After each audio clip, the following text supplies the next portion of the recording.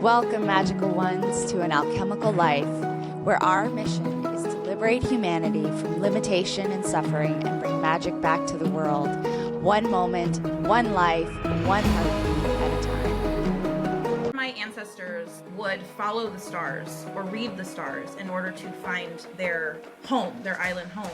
I was doing something similar, but I was reading the stars to find home within. Saturn is that planet of inner authority, and Pisces is that sign of intuition. And so this is where we get to actually come face to face with and also honor our own intuition and our authority in the downloads or the intuitions that we receive. This is where when you tap into your safety, then I've learned that your masculine can relax. That's when you start to be able to create your own patterns in your own life. And that's where I had this epiphany. I felt like I was at the effect of the patterning of the world outside of me. I realized I actually have influence to change my entire reality. And it all starts from the relationship between my internal masculine and my internal feminine. Aloha, magical humans. Welcome to An Alchemical Life. I am Kira, your host, and I am here with my most special guest today. I'm so excited about this conversation. Natasha Kealoha is here with me. She is, I'm going to tell you who she is, and then I'm going to tell you who she is to me personally. Natasha is a Cosmic Navigator, a title that weaves together her background in astrology, her love of astronomy, and honors her Polynesian ancestry. She believes that astrology is a powerful tool for self-discovery and healing and can help awaken our own unique connection to the cosmos while deepening our connection within. She offers personal birth chart readings, co-teaches astrology workshops, and publishes a free astrological newsletter on Substack that centers on bringing clarity and empowerment as we navigate these times of great revelation and change. Yeah.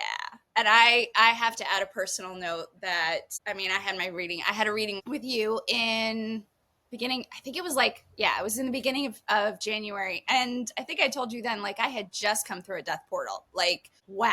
and our reading had been scheduled, I think, for a month and a half or something. And it was literally the day after the portal ended. I had this reading with you, and actually everything that I've birthed since then is because of many of the things that you told me in that reading. Ophiuchus being one of them. I named my whole business. And yeah, you're just an incredible light. What you have managed to do with astrology and the way that you have managed to make it your own, and to really see past the archetypes that have been defined by what some may say is kind of a patriarchal society and myths and all that kind of stuff. You really have done so much work to get behind that. And so, yeah, and you're just a luminous light and an amazing human being. And I'm so glad you're here. Well, thank you. Thank you so much for that introduction. I am so excited to be here, and it's just an honor. And I loved that we met at this point of transition for you.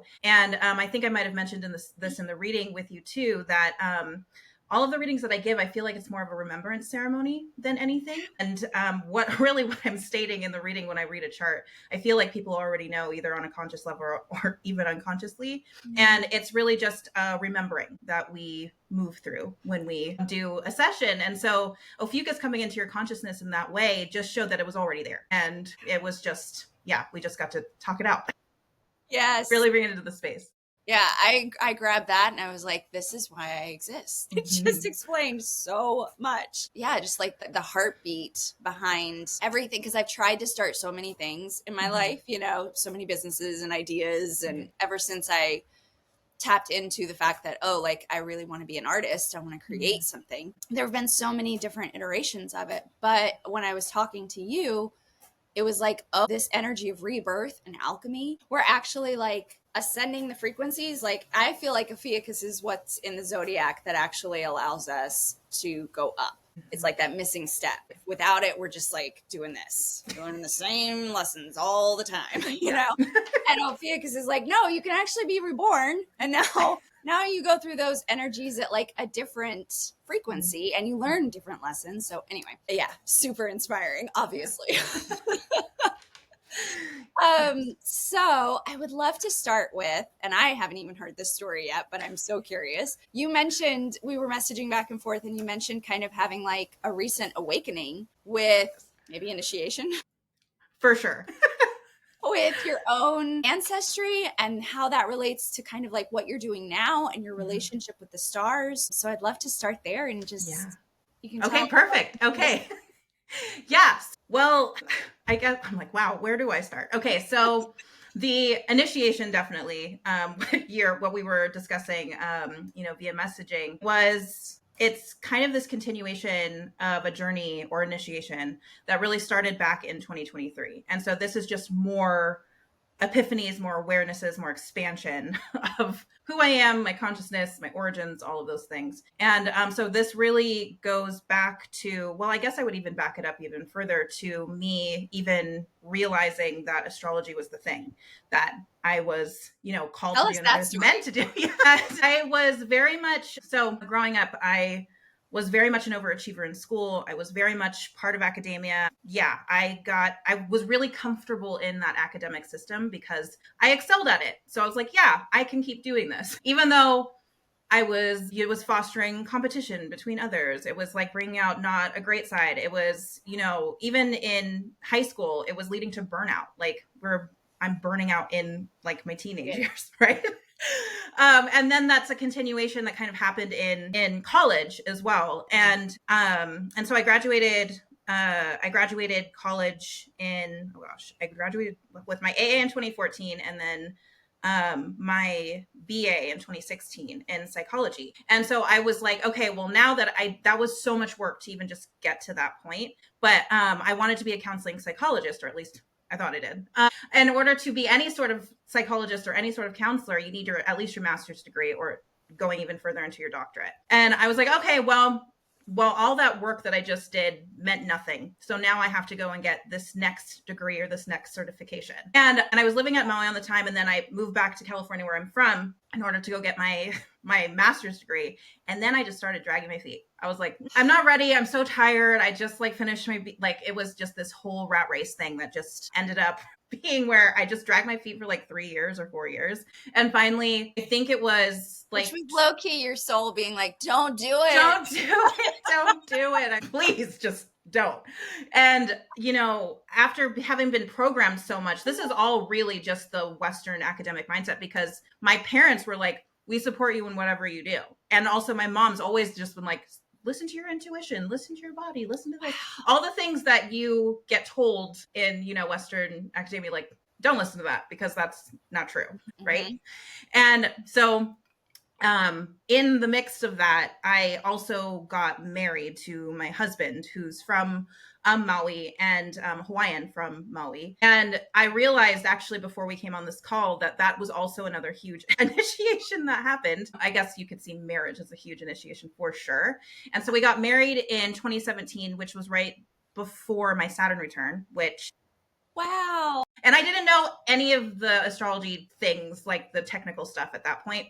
But right as soon as 2018 hit, nine months later after I got married, I hit a huge wall. All kinds of trauma started to surface. It was like all this stuff that I had been using academia for to distract myself or compartmentalize from all the things that have taken place thus far in my life, especially the traumatic things since childhood and my teens and into my 20s. It rose like a huge tsunami. And all of a sudden it just started to kind of take me out a bit. And the reason why I bring in my marriage is because my husband's last name. So my husband's last name is Kealoha. In Hawaiian culture and in Polynesian culture, the purpose or part of your purpose can be found in the name that you receive or even your last name. And so Kealoha means the love. And that's how my father-in-law and my husband have defined Kealoha for me. And then I will talk about him a lot probably later, but Ke'oni Hanalei, who is a dear friend and mentor of mine, he shared a different, or even a deeper meaning of aloha. And aloha means face-to-face. And when I learned that, I was a pro at running away and not looking at the things that had been surfacing for years. I was a pro at turning my back and just running full speed in the opposite direction. Yeah. And it's like when I married my husband, it was initiation into the clan of coming face to face with yourself, with all your stuff that you asked for it. You literally asked. Right? And so it was, I think that was, at that point, I still was very unconscious of what was happening, but it all coalesced in like 2018, where there's this huge surge of trauma that I wasn't looking at. And then Q 2019, which is like where the huge dark night of the soul, like I can mark it on my calendar. This was when my life started to melt. Like everything that I had built up around me just started to crumble. And it also coalesced into, I got a weird, mysterious foot injury at the time too, where I even went to go get an MRI or like a x-ray, and doctors couldn't see what was wrong with it. I like lost sensation in my right foot, and it was just, I couldn't walk on it. I was like, I needed crutches. It was the weirdest thing. And at the time, I actually injured it because I was exercising too hard, because that was another distraction that I was using in order not to face the things that were coming up. So it actually, literally, I couldn't move. I couldn't walk. I just had to sit there, just be in the stuff. And it was rough. It sucked. Honestly, it sucked so bad. And then in 2019, it was so much stuff, and just consistently just so much stuff coming up that and so much trauma that I needed something to help me find my way through this. I needed something to help me guide, like be some sort of guiding light to help me make sense of the chaos that was happening. Q astrology. So astrology has been something that I've always loved ever since I was a kid. My mom actually, my parents got mine and my brother's charts done by hand when it was still done by hand and not done on astrology software. And I remember my mom showing me my chart. Of course, I didn't know what that actually was, but I remember being really like fascinated by the geometry of it all, even though I didn't know exactly. I was like, cool. But it was, I think there was a deeper knowing, even when I was a kid, that there's something to this. There's something there. And then growing up through my teen years and into my 20s, I was always going toward like reading my horoscopes and like any sort of like Cosmopolitan and all like Teen Vogue, all of those things, like flip to the back of the magazine and find my horoscope.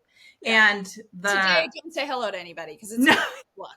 Just my horoscope. And it's so funny because I'm reading my horoscope in like Cosmopolitan when I'm like 10, and it made no, like it obviously didn't resonate, but I would always just go and read the sign for my son. And then when I was in college, I started to actually get really interested in charting, like using free astrology software online to like look at my own chart or look at my friends' charts or look at, well, pretty much anyone I felt comfortable enough asking for their birth information. I wanted to look at the birth chart. Even though at the time still I had no idea what I was looking at, I would really just scroll down to the bottom and just kind of read the little write-ups that come with astrology software. Yeah. Just like, this is what this means with your sun in this. And it was funny because I would read that to my friends when I would chart it. And like, I'd read the like, sun in Aries, for example. And I would read it and I was like, that's totally you. Like,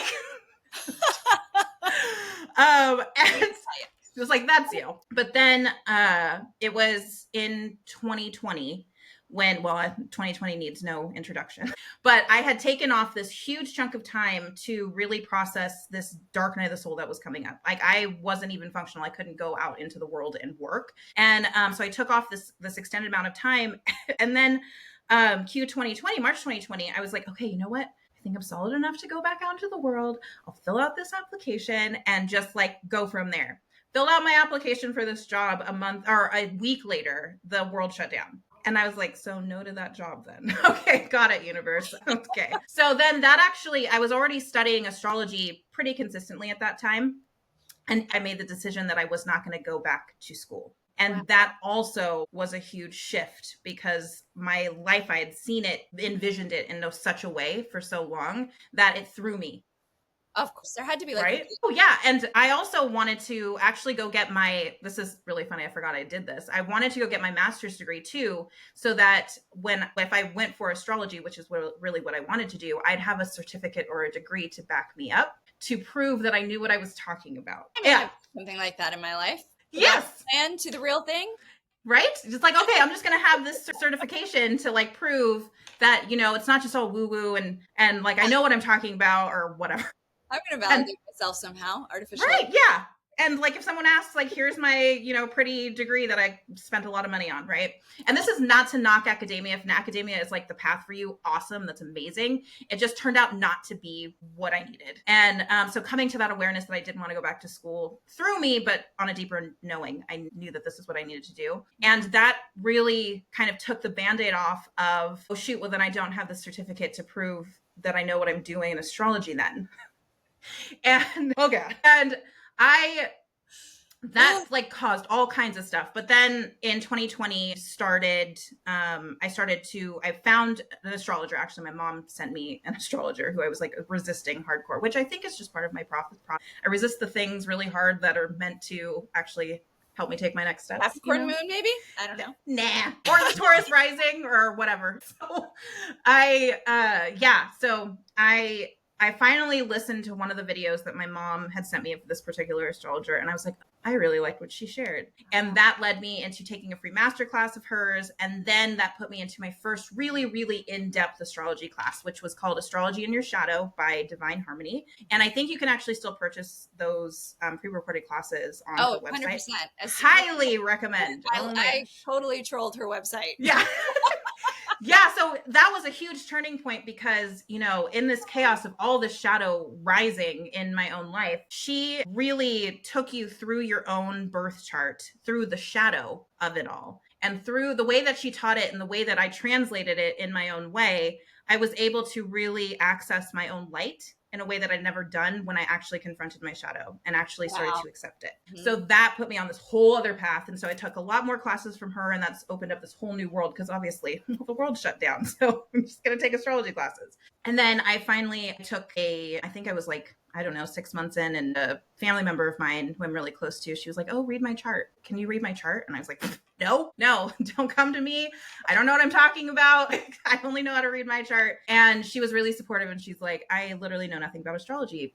Please feel free to read my chart. Like, I know nothing. And whatever you know is more than I know. Right. She's like, dude, you could tell me anything and I wouldn't know the difference. So we set it up, and I almost canceled on her the day before. Like, I was so nervous that I just didn't, and I'm so close to this person. And then the next day I actually did it, fell in love with it. And she told me at the end of the reading, she's like, you really should consider doing this as like a thing. Like, you should consider that. And then after that, I started giving readings to my friends, to my family. They started referring me to their friends and their family. And then it just literally took off. I've never had a quote unquote job work out the way that it did, and so smoothly, and just kind of arrived. I'd never experienced that before, because I always put in like 100% effort into everything that I do. And that's not to say I didn't put effort into this, but it was like the opportunities arrived here instead of me going out and searching for them. Yeah. Which had never happened for me before in my life. But then I really felt so uncomfortable telling people that I was an astrologer. Even like years into actually giving astrology readings, I did not like to tell people that I was an astrologer. Nothing could cue my fight or flight response more than someone asked me, like, what do you do for a living? And I'm like, I'm going to tell you. I was like, astrologer. Yeah. And I'm trying to like change the subject really, really fast. Now, I'm curious, was that because you were so insecure about your ability, or was there some sort of like taint on astrology where you're like, this is too woo-woo? No, it wasn't even, it was a little bit, I was afraid of how people would perceive me, because I had been on an academic career path for so long, and people had already seen me in this lane for so long, that I feel like astrology it's coming way more mainstream now. A lot of people talk about astrology the way they have not in the past, and astrology was still a little fringe, right? It's like, what do you do? That's an actual job. It still gets some sidewise glances. Oh, for sure. Like, okay, stars, whatever. Yeah, right? Yeah. And you know what? Everyone's entitled to their own beliefs, and I truly believe that. But where I felt really uncomfortable was someone questioning me, and I would have been found out to be wrong or something, where I translated something, she's wrong, that's not right, that's not right, oh, that's not right. And so because I come from an academic background where I was getting straight A's, or I was getting all these things, so I was getting feedback like, oh, she did it in this way, so she's getting a grade. Astrology's not like that. You don't get a grade. And so this was a really big call for me to, start to uncover why I felt so uncomfortable around all of this. And at this point, I'm like 4 years in, I still have imposter syndrome. Like, I had such bad imposter syndrome like the first 2 years of giving readings. I would shake before I got on to calls. And then right as soon as I start, talking to the person on the call, it goes away. But then I'd get off the call and I'd start to spiral. And I'm like, oh God, I said this wrong. I probably did that wrong. All these things. And so it was actually when I met Keone Hanalei. We kind of already touched on him a little bit. Hey, Keone. He offered this community mentorship called Aloha Ma.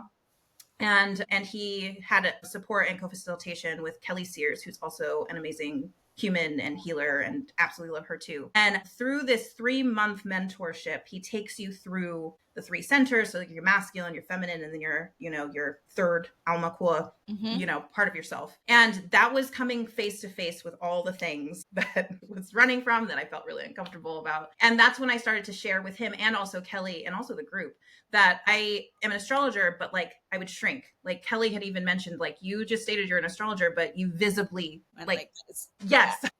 And so she invited me to feel into, what do I do? So like, what do I offer? Like, what is the essence of your offering? And I was like, I don't know. Like, I have no idea. And so I sat with that for like 2 months. I was like, what is the essence of what I offer in astrology? What do I do? And I started to realize that astrologer, the title, didn't necessarily fit how I viewed and work with the stars. And so it was like another session with Kelly that I shared with her. I was like, I think I might have like a title that feels a little more like in alignment with who I am and what I do. So we, realized that together, actually, that Cosmic Navigator felt way more in touch with what I do and who I am. And a big part of that whole claiming of that title too and owning it, Cosmos was pretty easy because Cosmos like really incorporated astrology and the stars and astronomy in ways that felt really good for me. It was the navigator portion that felt really like, ooh, I don't want to offend anybody who's like actually a navigator, like out on the ocean navigating, because I don't know how to actually do that, even though that would be a really cool skill to learn. And so the navigator portion is to honor my own Polynesian ancestry. So I'm a half Samoan, but I was not raised with my father, who's 100% Samoan. I was not raised in the culture. And so I felt, even though I felt love for my family and I also felt love for my dad, but there's always this disconnection because he just wasn't around when I grew up. And so I felt unworthy or not worthy enough to claim that I am Samoan because I didn't grow up in the culture and I'm half. Like, you're only half, right? Mm-hmm. Mm-hmm. And so actually part of the journey through Aloha Ma was me owning all of me. So all of my origins and all of my ancestry. And so when I arrived at Cosmic Navigator, this was a culmination point of all of these years of feeling so uncomfortable with what I do and who I am and owning my whole story and owning my own lineage, that finally when I claimed that I am a Cosmic Navigator, my whole life shifted from that moment. Wow. So I had like another session with Keoni and I shared with him, what Kelly and I talked about with the getting to the Cosmic Navigator title. And then after that session, I taught a small class with my mom where she and I co-teach. So she's a spiritual teacher and healer and everything too. So we have these, we co-teach these in-person classes. And that was at the end of 2023 in December of 2023. And I stated to the group, I shared a little bit of my story of I just got out of Aloha Ma, just completed it at the beginning of December. I'm teaching this class at the end of December. And I stated a little bit of my journey and that I proclaimed I am a Cosmic Navigator. And after that, the floodgates opened. I started getting emails from around the world. I started to I was already getting that, but this was heightened. I felt like the universe heard me and was like, no backsies, heard you. And it was a lot to... Yeah. And that doesn't mean that the imposter syndrome didn't go away. It actually amplified a little bit right after that. Because thank you for speaking to that, because I feel like that's a really common misconception is that when you step into the right, when you really own who you are and your unique vibration, that it all just magically your character is now, and everything just, even if circumstances don't line out perfectly, I feel like people expect themselves to feel a certain way when they're stepping into something and they don't recognize it's actually going to be probably the most uncomfortable thing you ever do. For hands down, I completely agree because I've lived it. I've totally experienced it. And I feel like you've experienced it as well. And I feel like people who listen in also in the middle of it. Really, right? Yeah. Okay. So the feeling of imposter syndrome reared its head 2 months after I stated that I'm Cosmic Navigator. And I was booked solid for 2 months. And that had never happened in my business up to that point. That was 4 months in of giving, 4 years in of giving readings. Wow. And so this was testing me to really step up into my ownership of my title and who I proclaim myself to be. And so I had a few more meltdowns. And thankfully, Keoni and my family and Kelly and I had so much wonderful support in my life to help guide me through that transition. They're like, it's going to be okay, Natasha. You're going to be fine. You're going to survive. And it was like everything that I had learned in Aloha Ma got put into practice immediately. It's like, okay, now you have a practicum. Now, like, you got to go put your tools to work, what you just learned. Yeah. And so it was like 2024 was this whole unfurling of more of like really stepping into all of that I have learned in Aloha Ma. And Aloha Ma means self-reflective love. So this is where we get to come in and really honor the self and honor your own authority and honor who you are and who you claim to be, and really stepping into the authority of that. And then I had a lot of issues around that. And it was actually a Keoni thing that he told me. He was like, actually, instead of you resourcing other people and feeling like, oh, well, the reason why I didn't want to share a lot of the things of how I saw astrology is because there hasn't been anything written about it before. So this hasn't been included in books. This hasn't been written online. There's like a lot of things that have just not been said yet. Or it's like that in my reading with you, I was like, she has definitely made her own interpretation and I'm loving it. Yeah, I was like, oh gosh, because there's rules. And even though astrology can be really fringe or whatever, it still has a lot of rules and a lot of regulations. Like there's so much tradition and, it's steeped in patriarchal myths. I mean, if you really go back to like the myths that so many of the archetypes came out of, it's like, oh my God, it's terrible. Right. They really originated somewhere else. That's a whole other discussion. But right. Yeah, I mean, there's a lot of dogma, I feel like. Yes. And actually my friends and I talk about this a lot, my astrology geek friends. Yeah. I feel like the whole system needs an update because we're dealing with archetypes that were they're thousands of years old. They're pretty old. Yeah. And they're so negative. Like, have you ever noticed, like, so often, like, it's like, you're a Pisces. Oh, God. Oh, yeah. Yeah. And it's so funny seeing those things written about on or like the memes that you see on social media where it's just like kind of dogging on different signs and things. Yeah. Yeah. It's so interesting, though, just to see astrology where it's being spoken about so just easily, because growing up, well, social media didn't really exist when I was growing up either. Welcome to the club. I remember Facebook. Facebook was the thing. Yeah. And MySpace too. So we didn't have memes and we didn't have, people talking about astrology in the way that they are now. And so it's really beautiful that it has entered into like kind of mainstream consciousness at this point. But there are like people have a lot of big opinions about astrology. And I did not want to upset someone. I didn't want to offend somebody. So I really kept a lot of what I was seeing and what I was interpreting to yourself. Yeah, to myself. I was like, nope, I just won't share that. I'll just, Wow. And like that just turns on the inside and becomes poison. Totally. Right? Yeah. And then that cues, all of those old patternings of hiding, playing small. Oh, I just won't say that thing. And I really feel like that it's coming from that Western academic mindset that I was just applying to astrology as well. It's like, oh, well, I can use my voice, but only if someone had already said it before me and I can cite them and it's fact or it's true or whatever. And it was, again, another Keoni thing that he said, I want to hear what your translations are. And this was to the group. He was like, so I've already heard these people's translations of whatever it is. He's like, what is your translation of this energy?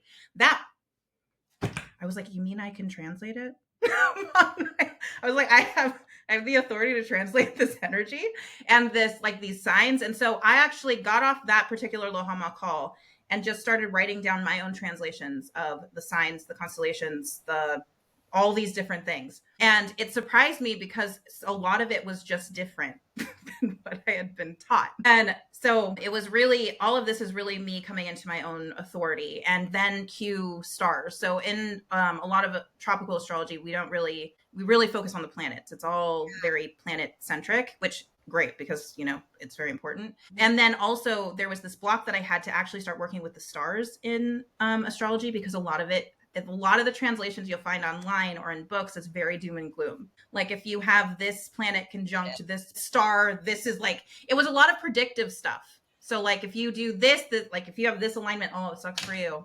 Like you're gonna have a horrible life. Like it was reading that type of stuff, and I was like, yeah, I don't want to work with the stars because there was just this block that I had.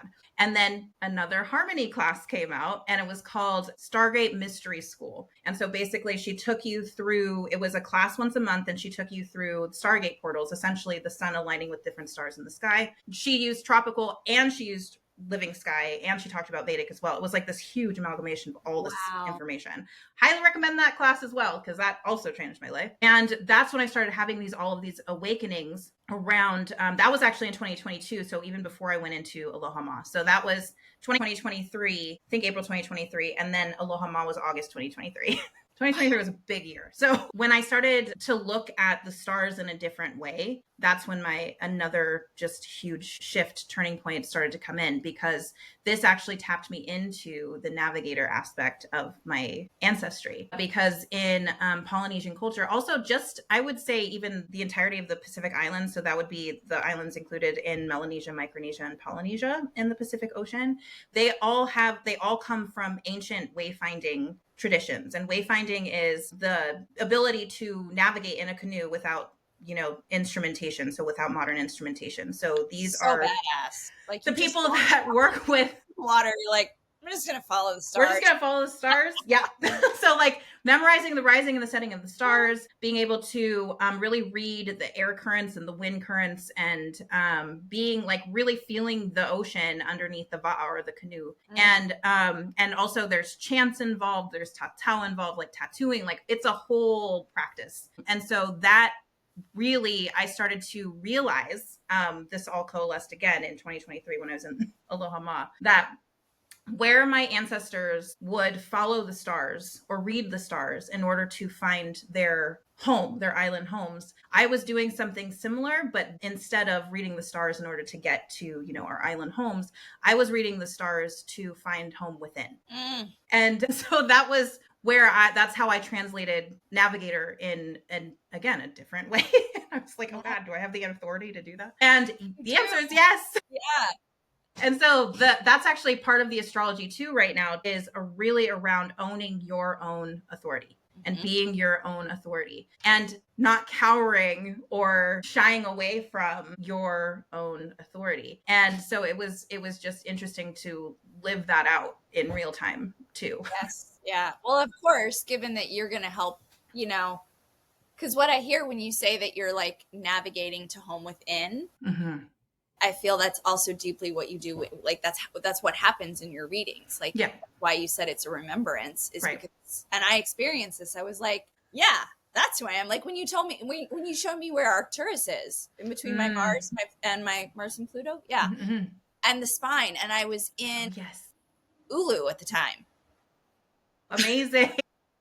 Which is, for everybody, that's it was a 5-month container about basically activating the vertebrae, the 33 vertebrae of the spine to facilitate oscillating energy, to reconnect you with the 3 energy centers that we were talking about, which maybe we should, do you want to share a little bit about masculine, feminine, and the Aumakua, the ascended, and maybe just a bit about, because I feel that's so deeply connected to this journey that you went on. And I've written a couple of things about it. It feels so, so important, like this blend of masculine and feminine energy, and like what happens when you actually begin intentionally like engaging with it. Yeah. Especially the feminine, like she just blows everything up. She's like, we're going to get rid of this. We're going to get rid of this. Right. It's all bullshit.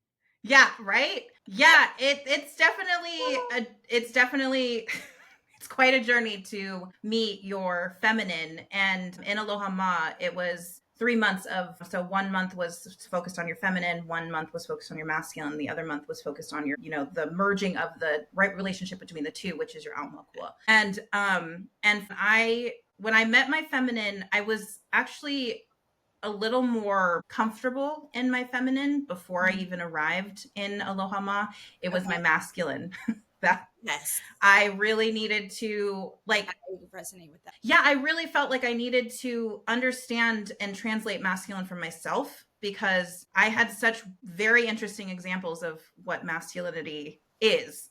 And nothing really resonated. So I was like, well, why don't I just go and join this, this community mentorship that can actually help me access and determine what the masculine means for me.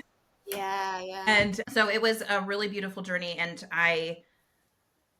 with the feminine, like you had mentioned, she like blows everything up, and she blows everything up because she is really the feminine within is where we ground into and anchor into our safety, as Keone says. So from that point of safety, then everything else unfolds.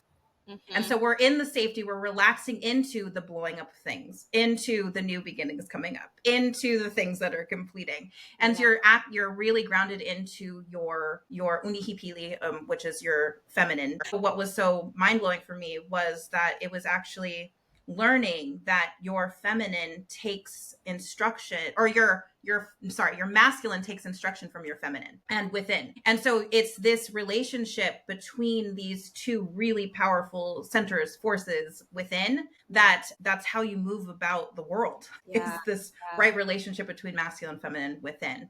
And when I learned that my masculine actually really wanted to listen to my feminine, it's just that he didn't know that he could, that also changed everything for me. And also tapping into my masculine was the starting point into me tapping into my origins and my Samoan ancestry, because, well, the reason why I'm Samoan is because of my dad.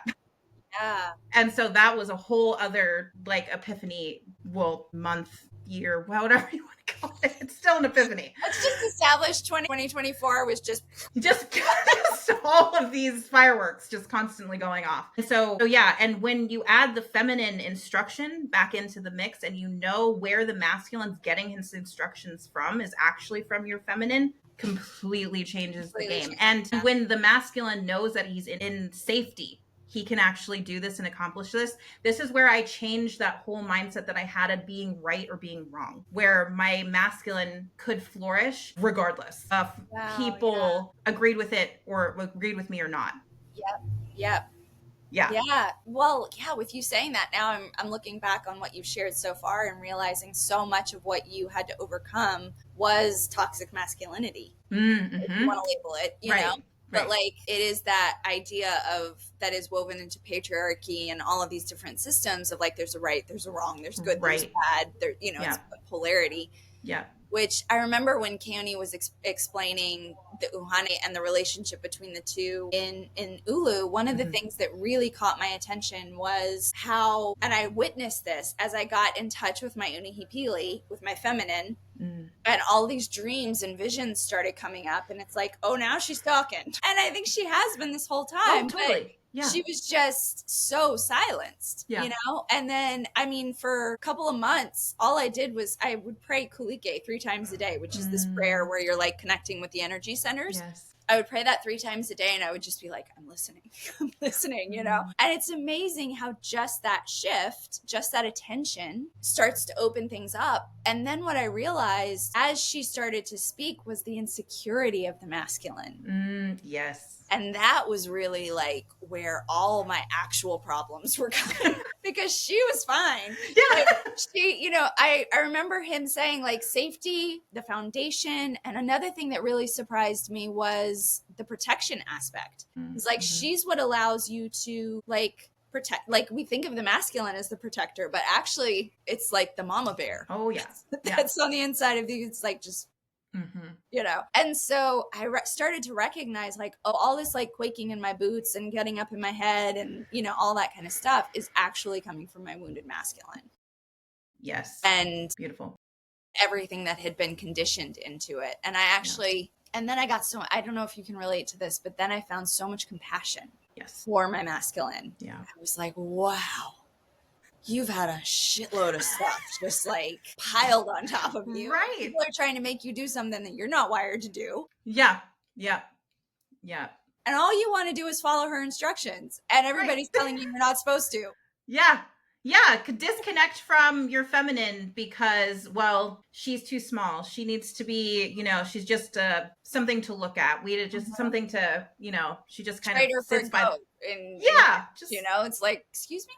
She's like, I'm sorry, what? Yeah, and this is where when you tap into your safety, then I've learned that your masculine can relax. And when he actually relaxes, that's when you start to actually be able to create your own patterns in your own life. And that's where I had this epiphany as well, where I felt like I was at the effect of the patterning of the world outside of me. I realized that I actually have influence to change my entire reality. And it all starts from the relationship between my internal masculine and my internal feminine. And if that's in alignment, the world is your oyster, or whatever that is. Yeah, totally. Yeah. Yeah. Okay, so take us back to we're in the saga of Natasha. Oh, yes. Okay. Yes, saga. It's so funny. As I was talking, I was like, man, I've been talking for a while. No, you're so good. Okay. There's so many good chunks here. Maybe, okay, I want to ask you one more like astrology question, and then let's pick the story back up. Yes. Because you mentioned like the astrology right now is really about coming into the authentic self or your inner authority. So can you clue people in on why that is? Yes. So in tropical astrology, we'll just start there. So in tropical astrology, Saturn, this planet, I kind of talked about my Saturn return in the beginning, which is everyone experiences a Saturn return, which means that everyone was born with Saturn in a specific part of the sky. Every 29 to 30 years, Saturn returns to the same exact point he was at when you were born, which is considered a return of some sort. So Saturn in astrology is really connecting us into, well, how it's described in the sign that he rules, which is Capricorn, is all about responsibility, hard work, dedication, obligation, like really putting your nose to the grindstone and efforting everything out. And also when we have Saturn returns, it's usually a huge transformational moment in our lives, because one of the big themes of Saturn is to take responsibility for your own life. And another part too with Saturn is Saturn usually is defined as the planet of authority. So we typically can think of authority figures outside of ourselves. We're basically outsourcing our authority on any figure, place, whatever it is. And for me, I feel like that's missing a huge key piece of what Saturn actually does represent. Yes. And for me, Saturn represents inner authority. It's all about coming back into inner authority. And I feel like when we have those Saturn returns, like I did, it was where I was looking to authority figures outside of my life in order to know how to navigate where I'm going and what I'm doing. And when that all came to a collapse, all that was left was me. And it's like, oh, yeah. Now what? What do I do? Is it going to be enough? Yeah, I was like, okay. So with Saturn, where he's at in tropical astrology, he's been transiting through Pisces in tropical astrology for the last 2.5 years. He's about to do this really big shift in tropical astrology where he's at the last degrees of Pisces, and then he's going to go into the first degrees of Aries at the end of the year. Or no, shortly. I think he's going in May or June. And then he's going to retrograde back into last degrees of Pisces at the end of the year. And then next year, 2026, he'll officially shift into Aries in tropical astrology and just kind of be there for 2.5 years. And Pisces is such an interesting energy to have Saturn in, because Pisces is... I can track when Saturn is in Pisces, and I'm like, wow. Right? My middle Saturn is in Virgo, which is the opposite for everybody out there. It's the opposite energy. Yeah. So whew. Yeah. It's when he first went into tropical Pisces, I was like, how do I translate this? This is such a interesting vibe, because Saturn's also kind of been interpreted as the planet of reality, and Pisces is the sign of dreams. So it's and Saturn's very practical, and Pisces is very dreamlike and very ethereal. And how does this work? And I realized that Saturn is that planet of inner authority, and Pisces is that sign of intuition. Ooh. And so this is where we get to actually come face to face with and also honor our own intuition and our authority in the downloads or the intuitions that we receive. And so that's one thing. So at the end of, or at the beginning of next year, he'll be in a new sign in tropical astrology. But in True Sky, he just entered Pisces. So we're literally at the beginning. Which I feel like is actually this really amazing opportunity to really get in touch with your own dreams, what you envision. There's space to actually dream here. And we don't have to rush forward into Aries if we don't want to. But with tropical astrology, though, there's this added effect of Aries, because I feel like it's all multi-dimensional, like we were discussing before we got on the call. Yeah, actually, could you maybe define that really quick? Yeah. So what you're about to say makes a little bit more sense. Yeah. So tropical astrology. So kind of going to, so let me rewind here. Thank you for bringing me back here. So no, you're good. Okay, so there's different systems in astrology, and different systems meaning that we can calculate the signs and the chart and where the planets were in different systems. So the big systems that are used kind of now, that really people use a lot, is tropical astrology and Vedic astrology. And Vedic is, I think it comes from India. Yeah. And Vedic astrology and tropical astrology differ because they work with different energies. So tropical astrology is very much based on seasons. So the signs that you see in the tropical chart, which is typically what a lot of people look at, or when they're saying, what's your sun sign? It's typically the tropical sun sign, but it's all pretty much based on the seasons that we experience in the Northern Hemisphere. So Aries is associated with spring, Taurus is associated with the midpoint of spring. So like, it's very much like all these signs are associated with different seasons that we experience in the Northern Hemisphere. Yeah. And the, which actually makes tropical Northern Hemisphere centric a bit, and kind of. Yeah. Surprising. But like, then. Is and all. It's fine. Right? Yeah, it's getting like going into the deep dives of astrology is very fascinating because there's a lot there that you can go down rabbit holes with. But so basically, essentially what the signs are taken from is the constellations that are on the ecliptic. And the ecliptic is like the path of the sun. So, however, I guess to say that, what's actually happening in the true sky, so like the true sky constellations, aren't actually reflected in tropical astrology. There's a lot and that's because, I'm going to just interject, that's because whenever, you can maybe insert this detail, at some point we decided to make everything on the zodiac 30 degrees. Mm-hmm. And it's not actually the size. Like you have some constellations that are bigger, some that are smaller, and so that like chopping everything and making it all the same, maybe for purposes of keeping in track with the seasons, right, eventually screws everything up because you're not actually representing what's happening in the sky anymore. Right. Yeah. And also the this all kind of took place in, I think it was during the age of Aries, which is like 3000 BC or something like that. I could be very wrong on that date, but it was a long, long time ago. A long time ago. And that's when I think it was the Babylonians or in Mesopotamia that really started to create the template in which we still use today in tropical. And so they started to document the sky and chart it in a really specific way. And I honestly think it was to create a structure out of something wild, because this living sky is very wild. And so in order to track, though, we needed to make it be able to read it and interact with it. And we started to kind of get off a little bit more each cycle, right? And so the tropical signs don't actually line up with the constellations in the sky anymore. And now I always love to follow that up with, that should not negate the resonance of whatever you feel called to in astrology. Well, I deeply resonate with my tropical chart, but I also am starting to really get into my true sky placements as well, which is very different. Yeah. And so whatever resonates with you, I feel like whatever's calling your name should be something that you really pay attention to. Mm-hmm. And of course, to keep in mind that can also shift. So you can really be in your tropical chart, or you're really into your Vedic chart, or you're into true sky, or all three, or none. And it's really just about following your own intuition on where you're guided to look in astrology. But you started, this is why we did the definition. You started to say something about it being multidimensional. So, yes.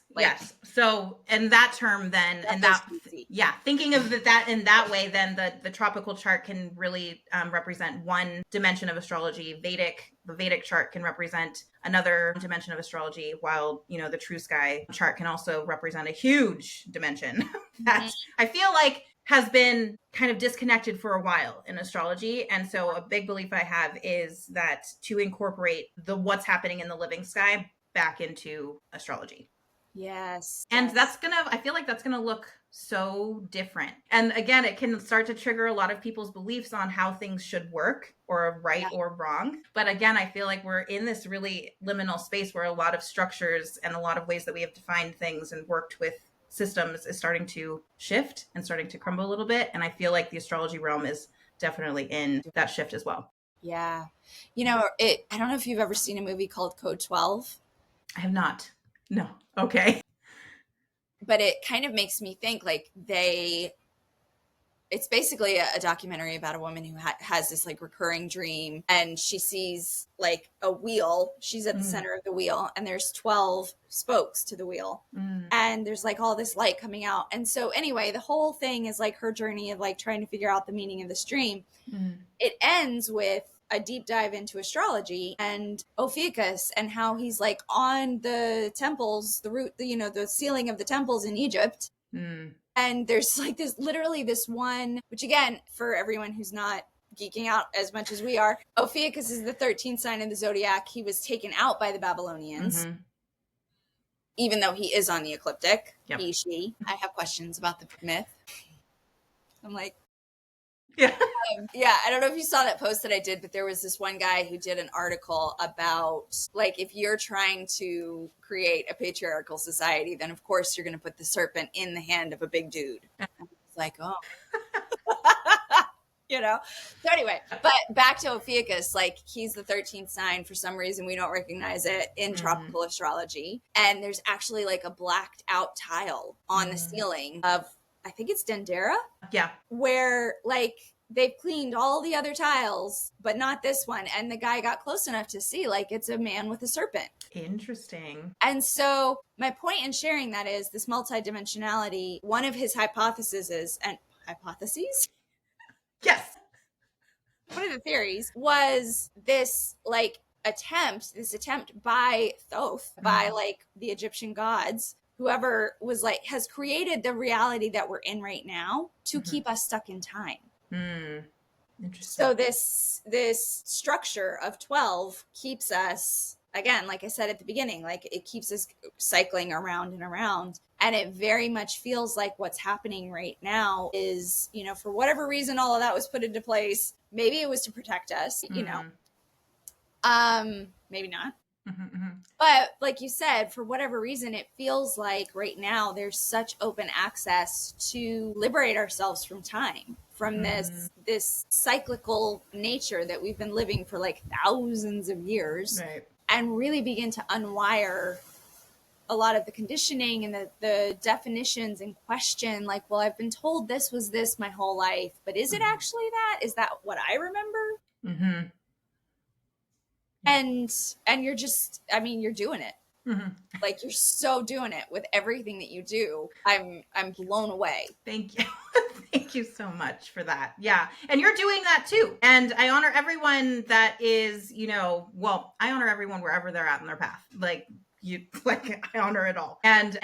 And there is a call, when we step into our authority too, that, kind of more of that Saturnian vibe, of taking ownership of your own life. And I feel like there's a big wake up call happening around that as well right now too. Yes. And so just, honoring wherever you're at on that path right now, I think is really important. What I just realized, and I still want to get, because I feel like we haven't heard about the recent initiation, and I still want to hear about that. Okay.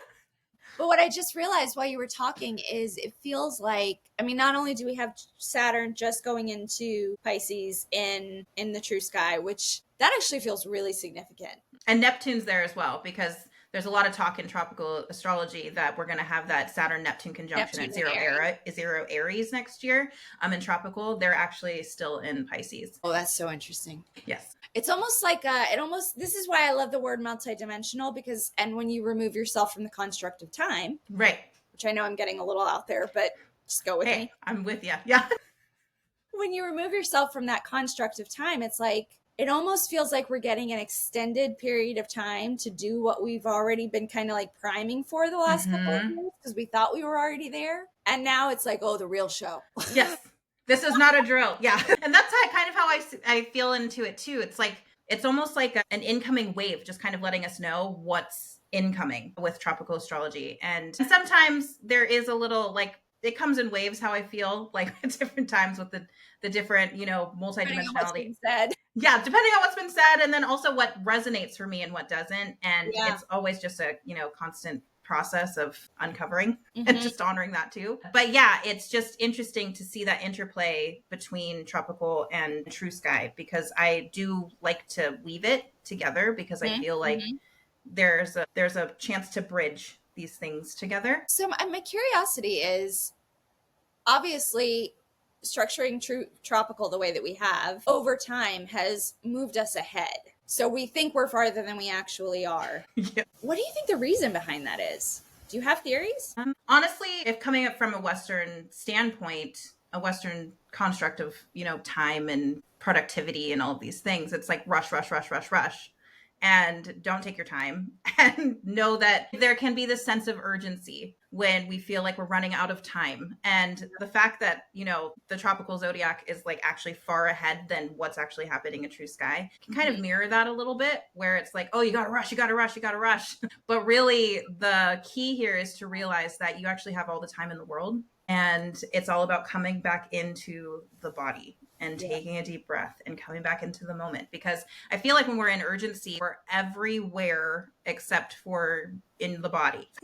We can be where we need to be, like at our meeting in, you know, 15 minutes, or we're like living in a memory 15 years ago, or we're like 50,000 years ahead in the future, worried about what the world could look like. And really where we can affect the most change is actually right here in the present. Yeah. That actually makes so much sense. And yeah, that patriarchal Western mindset of go, go, go, achieve, achieve. It actually makes sense, because that's where we're the most disempowered. Was when we're rushing or in urgency. Yeah. And what I find with most Western systems, they're not super empowering. And so that actually makes a lot of sense. Like, if we're so far ahead, if we think we're already, like, to me, Aries is that like great I am energy. And if we think we're already supposed to be birthing a baby, a Saturn Neptune baby, you know, when actually it still needs like another couple years to gestate, then you got a lot of miscarriages. Interesting. Of creative endeavors or projects or personalities or, you know, whatever it is that is like, I kind of have goosebumps. Because that's powerful. If you think about like Saturn and Pisces, which you were just so beautifully saying, is like Saturn and Pisces being that inner authority matching the intuition. And like, you know. Yeah. And then you also have Neptune there, who's like, so it's like a double dose of intuition. So it almost feels like having us ahead in Aries is shortcutting that process of becoming your own inner authority. Wow. Yeah. Well, I'm so rested in some Pisces. It's like, oh, yeah. It's interesting too, because I felt like with that zero, so where Saturn and Neptune are being talked about in tropical astrology, where they'll be at 0 degrees Aries next year, where they will align. And this is a big deal in tropical astrology, because Neptune is one of the farthest, it's considered the farthest out planet that we have in our solar system. So it takes a really long time for him to make an entire orbit around the sun. I think it's about 164-ish years. Yeah. And then Saturn also takes a pretty good amount of time to make one complete orbit around the sun, which I think it takes like 28 to 30 years. And the fact that they're aligning at the 0 degree mark of a sign together, though, is a huge deal. And I think it's so fascinating that it's 0 degree Aries, though, because that's actually where the tropical zodiac got fixed back in the age of Aries, is at 0 degrees Aries. And that's where, when we talk about, I'm not sure if we'll get into this, but it's like the turning of the ages and like the astrological age that we're in. A lot of people think that, you know, that we're in the age of Aquarius, or we're in the age of Pisces, or so many big ideas around that. But the fact that, real quick, if you just had to say, I definitely believe we're in the liminal space between, like, we're really feeling Pisces and like the age of Pisces, but also we're getting that incoming wave of Aquarian energy. And how can we deny that? I mean, Aquarius rules technology and AI, and look around, you know. Yeah. Like, hello.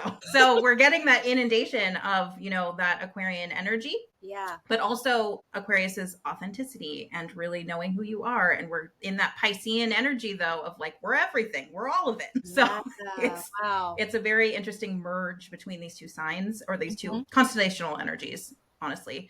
But it's that 0 degree point that really caught my attention, because that's where we fixed the age of Aries, which is basically the vernal equinox point. So just to get a little technical, the vernal equinox point is basically where the ecliptic meets the celestial equator. And the celestial equator is the equator of the Earth projected out into space. And then the ecliptic is the path of the sun. So this is where they intersect. And when the sun reaches these intersections of the ecliptic and the celestial equator, that's where we get the equinoxes. So that's where we experience equal day, equal night in the northern hemisphere and the southern hemisphere. And so we fixed the vernal equinox point, or at least whoever did it back in 3000 BC. Yeah, somebody fixed the vernal equinox at 0 degrees Aries. And then no one thought to update it, because basically the turning of the ages is associated with wherever the vernal equinox is, wherever it's at in the sky, that's the age that we're in. And the vernal equinox has not been in Aries for thousands of years. We're still tracking it like it is. Yes. Right? Yeah. And so the fact that Saturn and Neptune are aligning at the 0 degree point, that got fixed in the age of Aries, which Aries energy, in shadow can be war or divide or, all of these things that we can still see today. That there is the Neptune energy is really dissolution of old structures to me. And Saturn is the planet of structure. So it's this dissolution that's happening at 0 degree Aries. And I think that's so profound, because that's where we got fixed in time in tropical. So we could experience, if we allow it, we could experience a correction of that mistake, of that fixing point. Ooh. And I don't know if I would call it a mistake as much as I kind of imagined it. Like, we can go kind of into like, well, yeah, there's like, come on, that's wild that it got fixed and there's a missing sign. And I mean, come on, there seems to be some sort of agenda behind that. Totally. And then I was also thinking into, what if someone was like, oh, they'll update it. They should know to update it. They'll update the vernal equinox, because why wouldn't you? Figure it out. Oh, shoot. I forgot to do that. Oops. Actually, yeah, that totally tracked. I was talking to a friend one time and she was like, I can't believe that they did this, this, this, and this. And I was like, well, then maybe they just forgot to check a box. Just like, oh, shoot. Dang it. I forgot to update that on like my, my stone tablet or whatever it is. I must note that. Oh, wait, I forgot. Oh, shoot. That's hysterical. Oh, okay. Wow. So I don't know. It just makes me so excited for the next couple of years, like to really see how we own this energy of, because Saturn is also the old ruler. This was another thing I was going to say, is the ancient ruler of Aquarius. So either way, we got a lot of that energy happening right now. Right. And this whole, like, it feels like, oh, I have the tiniest little gecko right here. It feels like what we're stepping into is that owning of that inner authority, and almost like through that owning of the inner authority, that whole Aries situation gets rectified in our consciousness, which goes back to what you were saying when you were talking about it being multidimensional. I was almost seeing it in my mind as like, we live on different dimensions. Like, we exist in different dimensions, even though we don't really recognize that, but the multiverse is real. Right. And so it's almost like I was seeing like these different systems, true sidereal being like one version of our existence and tropical being one version of our existence. And I feel like we're like, with people like you and some others that I know that are doing really inventive, different takes on these systems, we're like merging these realities so that we get the whole picture. Yes. Yeah. And I do love the kind of interplay between Pisces energy and Aries too, because Pisces is, the place where we go to for completions. And it's the sign, or even, it's the sign that's connected to unconditional love and, knowing that we're all one. And Aries is confidence and being bold and taking risks. And so I feel like with Saturn and Neptune in true sky Pisces still, that we're actually really being invited to step more into uncovering our own dreams and what we would like to manifest or like bring into reality, because Pisces and Neptune is that, again, sign and planet that really connect to dreams, and Saturn's that planet of bringing things into form, bringing it into reality. So we actually have so much more time to digest and understand what our dreams even are and what steps we get to take in order to make those dreams into fruition. And then also with that added aspect of tropical astrology, where Saturn and Neptune are at 0 degrees Aries, that's the confidence in taking those steps. That's the confidence in being able to sit back and be like, you know what, I can take my time and really feel into what my dreams are and how I want to bring them about. Yes. Yeah. Because what I witnessed for it happening, you know, I work mostly with creatives. Mm-hmm. And what I'm witnessing happening is so many people are really feeling called to own their dreams right now. Mm-hmm. Like, and being, it's almost like there's some sort of like stop codon has made it impossible for you to be like, well, I'm just going to do it the way that everybody's done it, or the way that I learned at this school. Yeah. You know, like, again, my astrology friends, people I work with, everybody's reconsidering. It's like this huge drive to find what is unique to me. Mm-hmm. Yes. And like, and what do I have to say that nobody else can say? Mm-hmm. And that takes some guts to ask those questions, and it takes some real, like you said, like courage and self-mastery to be willing to even say that you have an original thought. But it's just, I guess I just want to highlight that it feels like that is the energy right now of everybody is being called up. Yes. You know, even if you're not in these realms and you're not like doing anything consciously or like working with yourself, right, or, you know, anything, it's like everybody feels this energy of, right, I gotta be me. Yeah. And how exciting that we have now arrived at a time where people are being invited into being their truest, most authentic expression, and having it be supported and having it be understood, or even just having it be existing. Like, we don't have to go snuff it out. It's like, wow, cool. Look at that person doing that thing over there. Yeah. That's so cool. Totally. Yeah. Okay. So let's end with, I got to know the recent, Yes. I'm like, there's something that happened. Right. Okay. So this was my most recent initiation, like you said. I mean, that started back in like November, and I started having very interesting dreams. So I don't speak Samoan. I actually know more Hawaiian than I do Samoan because I took Hawaiian in college. and my husband speaks Hawaiian too, so I know a little bit more of that language than my my Samoan language. But I'm learning. I'm slowly learning Samoan. But I started to dream in Samoan. I started to have dreams in that language, and I would wake up and have like these huge epiphanies. And I also started dreaming in Hawaiian at the same time, like all kinds of wild dreams. And so I was really wanting to know what my father's mother's name meant. So my Samoan grandmother, and her maiden name has been something so that's kind of been with me my whole life. Like, ever since I heard about it when I was little, it kind of stayed with me. I just really loved that last name.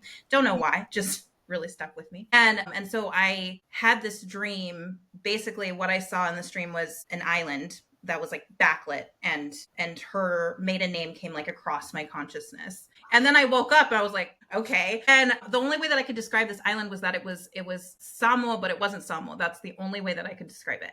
And so I didn't know who I would go talk to about this, because I had this dream about an island, and what does it mean? Yeah. And so my father and I have had a very inconsistent relationship with communication, but like a week later, he and I reconnected, and so I was able to actually ask him about his mom's last name, about where we're from in Samoa. At that point, I actually had not known which village we're from, what island we're on at all, like my Samoan family. And so this dream was an activation of more of my origins. And so that's actually what kind of came through for me, is this remembering of our own origins. And that's kind of been the path that I've been on, right? Honoring the navigational aspects of ancestry, all of these things. And really, really feeling worthy enough to do so. Like, feeling that I come from a place of, yes, I can honor my ancestry and not shrink in front of it, and really own it. And it was actually my dad who came in where I was at this other, another whole transitional aspect. And I was going to share with him how I felt about being a mixed kid, and I didn't really feel worthy enough being Samoan. And this is all in alignment with all these dreams that I started having in someone. And so I finally told him for the first time in my life, like, I felt really unworthy of claiming my Samoan heritage. And he immediately said, Tasha, you're Samoan. Point blank and done. Like, that was no question. No questions. No question. And I realized what I was seeking this whole time in my whole life, why I felt so unworthy and why I, just didn't feel like I could claim that part of myself, was because I had this disconnect with him. And then when he entered back into my life, like right on cue, right? Yeah. Along with all of these initiations into my own origins, it was like this was the next step that I realized that I needed in order to heal a really big wound. And he was able to help me with that, which was very unexpected. And then on top of that, I learned about a myth that's actually connected to my grandmother's last name, that's actually connected to the Samoan goddess of bats, which is totally wild. When so it was this whole just like back to back, just like unfolding of just things coming into my life. And it's all, it was just all coalescing into this really big epiphany and moment of really anchoring into and owning my own ancestry. And then cue me going into, I think I follow a lot of astrophotography accounts because I love astrophotography. And there was I think I found out about that goddess of bats legend thing tied to my grandmother's last name. And I had just had that dream about her and all this stuff. And then there is a nebula in the Ophiuchus constellation called the Cosmic Bat. Okay. And Ophiuchus is such a huge deal to me because this was like, it helped me see the sky in a more holistic way where things had just gotten chopped off in tropical astrology or mainstream astrology. And so Scorpius, the constellation right next to it, and Ophiuchus have been really huge markers for me in uncovering my own origins and all of these things. And so finding out that there's this cosmic bat in Ophiuchus, which is all about, Ophiuchus's myth is connected to, I think mythologically, he's so adept at healing that he can bring things back from the dead. So he is considered this rebirth energy. And I had just gone through this Scorpio. So I believe that Scorpius actually holds this energy of death and completions because in tropical astrology, Scorpio is very much connected to death, rebirth, and all of these. Right. And rebirth. And so I had this epiphany that I was like, why? I was like, I don't think Scorpius actually really handles the rebirth part. I actually think it's Scorpius or Ophiuchus that handles the rebirth part because his myth is connected to resurrection and rebirth. Yes. And this is where in Scorpius, we get to get really comfortable or really get to face the fear around ending or completions or death. And then we finally move into Ophiuchus, which helps us rise reborn from any ashes that, kind of happened, that kind of disintegrated during our Scorpius adventure. And so the fact that the cosmic bat was actually located in Ophiuchus, and I just found all this stuff out about my own lineage and reconnecting with my dad and all this stuff, it was like a huge representation of a rebirth moment that I had just been on this huge, huge completions, coming to an end of really feeling unworthy, of not being in my authority, of not honoring my own gravitational pull, and all of these things. And then it was like cue Ophiuchus entering into the rebirth portal. See, this two things. Just solidifies my theory. I do really believe Ophiuchus is that it's the thing that it is the energy in the zodiac that allows us to ascend. Yeah. Is the way that it feels to me. And wow, as you were speaking, I don't want to put too much of my own opinion. I'm just going to say it really feels like you've just completed a huge cycle of now, okay, the unworthiness, you may still have feelings or whatever, but the unworthiness and all of that, this battle that you've been waging with it feels like it's done. Yeah. And it's I love that you put it in terms of battles that I've been waging internally, because it's the more I was trying to keep the peace outside of myself, the more I was trying to dim my light, the more I was trying to not step on anyone's toes, the more I was getting more and more out of my own authority, the more the wars within started to go off and rage even harder. And it was disconnecting me from myself in a huge way. Yeah. And when I stopped doing that, I started to learn to stop doing that. I started to learn where I can actually put those weapons down now inside. And I just can actually rest now. Yes. because I don't have to fight for it. Anything that I don't have to fight for my own authority because it already just is. And everyone's is. Like, exactly. that's what. And so that's where everyone is really being invited to step into and really get confidence in their own authority and be their own authority in their own lives. That's so beautiful. I think that's a perfect place to stop. Obviously, I will ask one more question. Okay. Obviously, astrology has been a huge tool for you. We've Yeah. also talked about Keone's work a lot, which I should probably link him in the show. Yes. Hi, Keone. Everybody's going to be so curious. Like, what is all this stuff? It's a portal, guys. You should check it out. But for those who are just sitting out there and they're like, okay, I want to own my own inner authority. I want to really step into that. Aside from astrology, what would you say is like a good first step or and if there is no answer besides astrology, then it can be astrology. Oh, no. I mean, there's all kinds of answers in order to start those steps on really reclaiming your own authority. And honestly, it would be oh God, do you have an answer? I was like, oh gosh, I mean, you've listed so many things, like finding out your astrology. I also think connecting with your heritage has been a huge, huge piece. And I would say, like, I guess if I was answering this question. This is so funny. I was like, be in your own authority. How would you answer this question? I'm like, wait.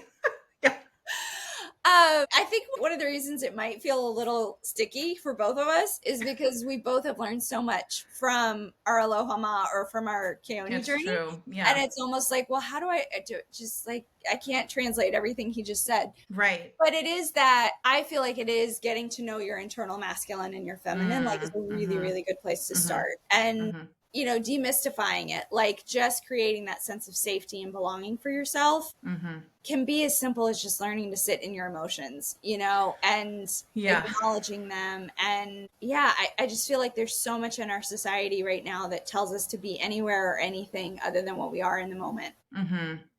And maybe that's the first step, is just like being super, super honest about who you are and what you believe. And yes, I wholeheartedly agree. Yes. I guess even before the Aloha Ma, before the astrology, before all of that, I was confident in certain areas of my life, but there were other areas of my life that I was not confident in, and I would try to conform into some sort of role. And I wasn't even aware that I was doing it, which can be really difficult to try to awaken, to like even realize that there needs to be a shift, or there gets to be a shift that gets to be made. And so I think, honestly, for me, the first step on the journey of really coming into your own authority is pausing. Take a pause.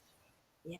Because if we're trying to run at something, if we have all of these things on our to-do list, and we're like, have all of these things happening. And I mean, the world is in the state that it's in. There's a lot happening. That can really call us out of center and out of our own authority. And so this, I think, goes back hand in hand with the urgency piece that we can feel sometimes. We're rushing. And this is where we get to actually make that decision. I feel it in my body, that where it's like, oh, I got to push myself to do this thing. It's like, actually, what if you just took a breath? Yeah. Right here, right now. You don't have to figure anything else out.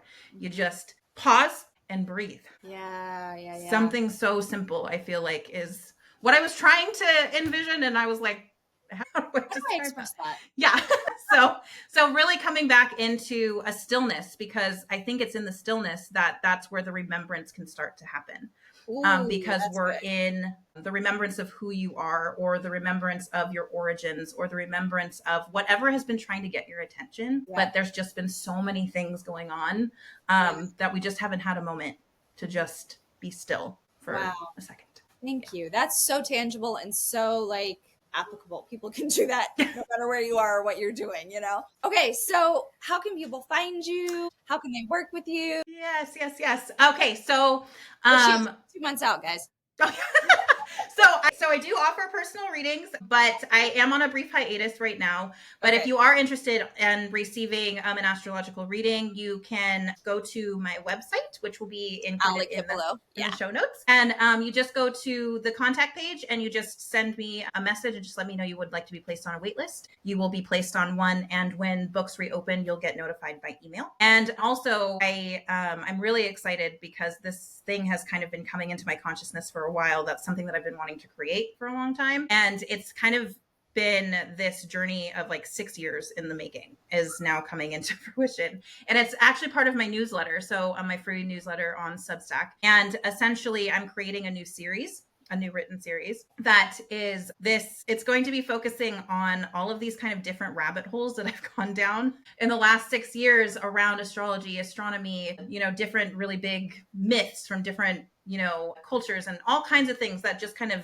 blew my mind. And then I'm like, what do I do with this information now? People need to know. Like really these stories that really I'm feeling called to write about, these epiphanies where I'm weaving together seemingly different information and it's all weaving into some sort of whoa moment. Yes. It's blowing my own mind. This stuff that I've been going down like rabbit holes with is that even the essence of this is to remind us that even when we are experiencing dark times or we're in chaotic moments in our own personal lives or in the collective, that magic still exists here. And that is the essence of what this new series that I'm starting will be on. Yeah, so it's and that's also in addition to any of the astrology that I feel called to, type up and write about. And then I'm just going to weave in that series too. Really excited. That's amazing. I mean, because you haven't heard the tagline for the show, but it's liberating humanity and bringing magic back to the world. Okay. Yes, that. Wow. Oh, thank you so much for being here. Oh, I wish I was in person and I could hug you. I love you so much. I love you too. Well, thank you so much for the invitation and the opportunity to be part of your amazing platform. And I told you this before we got on the call, but just so many congratulations on you taking your steps into really following your direction from your internal feminine and having your masculine really take direction from that leadership place and that safety. And you're creating this beautiful, creation that you're stepping into. I am so flying by the seat of my pants, but hey, do you girl? It's like, oh, I'm a Leo Sag. I do things completely differently. I dive off the cliff and I'm like, oh, I'm flying. I should probably learn how to fly. That's like, I love the different unique ways that people create things, right? Yeah. And so I know it's stressful, but okay. Right. I understand too what it's like to step up into being your own authority and how much courage and how much work sometimes a lot of the times that comes in to really taking ownership of you being there, you having your own back and you like really supporting your own creations and supporting your own life. Yeah. And I just send many blessings out to you and to whoever watches this or who is meant to see it. And just know that you're doing an amazing job wherever you're at on your journey. Yeah, amen. You are. Everybody out there, you're doing great. You're doing great. You know how many times I had to tell myself that when I was like crawling on the ground? It's like, you're doing great. This world? Yeah. Fine. You're good. You're fine. Okay, I love you so much. And Magic Humans, we will see you again soon.